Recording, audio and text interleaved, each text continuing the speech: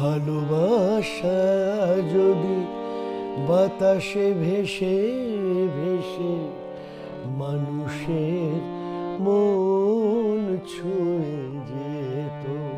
এটা আবার যখন অনিমেষ তুমি আমায় বললেন যে ছুঁয়ে ছুঁয়ে, দুটো কথা হলে একটা আলাদা মানে হয় যে বিভিন্ন মানুষের মন ছুঁয়ে, তখন আমি চেঞ্জ করে কি করলাম, ভালোবাসা যদি বাতাসে ভেসে ভেসে মানুষের মন ছুঁয়ে ছুঁয়ে যেত, তবে কত না ভালো হতো, তবে কত না ভালো হতো। তুমি এই গানের মধ্যে দিয়ে তোমার যে সমাজ চেতনার যে জায়গাটা না, এবং তোমার যে আসল তৃপ্তি হলো মানুষের ভালোবাসা, আনন্দ, এইটাতে মানুষকে সিঞ্চিত করা, এই গানটার ছত্রে ছত্রে সেটা চলে এসছে। গানটা করে আমি নিজে খুব তৃপ্ত, এইটুকু বলতে পারি।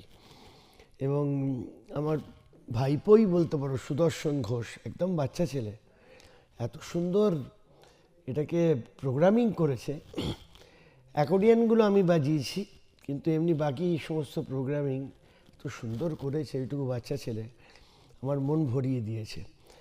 আর সর্বশেষে বলবো, শ্রীরাধা আজকে নিশ্চয়ই ওকে আর যে মুডে আমরা পেলাম, এত আনন্দ করে, এত হৈ হৈ করে, এবং এত সিরিয়াসলি আবার গানটা যখন গাইলো, তখন ও কিছুতেই নিজেই স্যাটিসফাইড হচ্ছে না।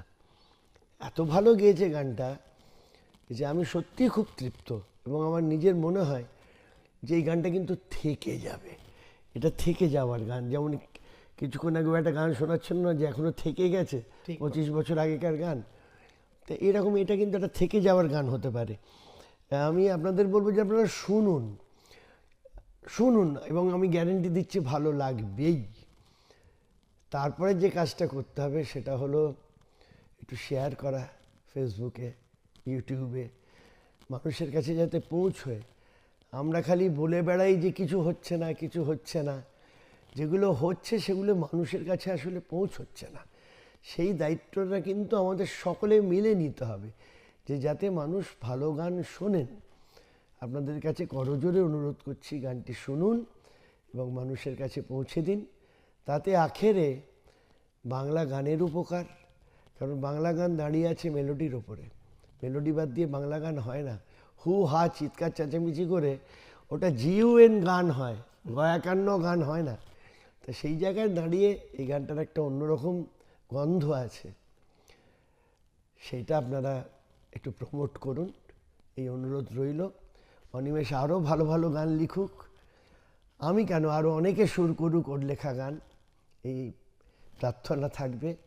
এবং অনেক বড় বড় ভালো মানুষেরা ওর লেখাতে গান করুন, এই প্রার্থনা নিয়ে আপনাদের কাছে আবার আরেকবার আবেদন রেখে যে শুনুন এবং শোনান। তবে দাদা, মাঝখানে যে আপনি অ্যাকর্ডিয়নের পার্টগুলো দিয়েছেন অসাধারণ।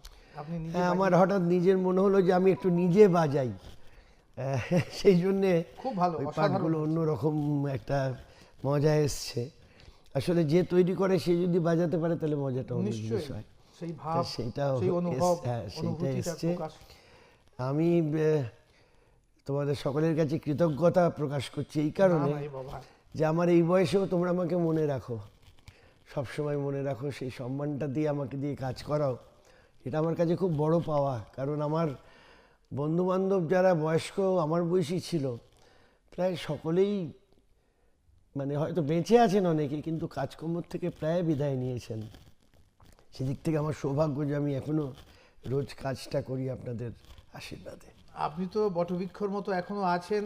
আপনার আশ্রয়ই তো আমরা বাঁচবো, শিখবো, আরও নতুন নতুন সৃষ্টির পথে, তবেই তো এগিয়ে যেতে পারবো আপনাদের আশীর্বাদ। খুব ভালো হোক।